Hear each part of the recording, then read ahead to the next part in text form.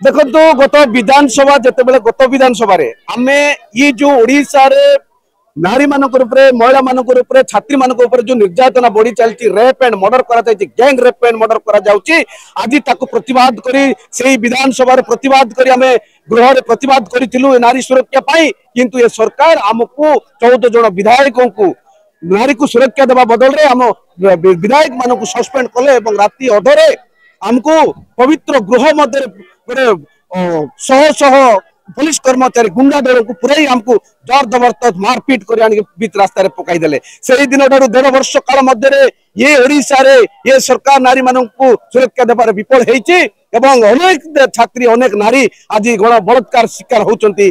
छात्री माने आत्महत्या करुँच ये सरकार आईन विपर्यस्त हो जाइए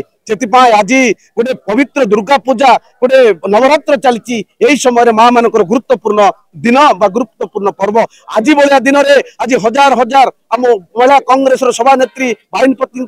नेतृत्व में आज हजार हजार महिला सब अंचल आसी राजरास्तार माँ मान सुरक्षा भिक्षा चाहते ये सरकार माँ मान सुरक्षा देवार विफल से आज हजार हजार माँ मान एकजुट हो आज तार सुरक्षा चाहते किंतु देखंतु ये पुलिस बाहिनी को लगाई ये सरकार ये बीजेपी सरकार गणबलात्कारी सरकार आज अनेक महिला मान गिरफ्त कर जेल पठाउछंती एटा दुर्भाग्य एवं लज्जाजनक ये ओडिशा पाई।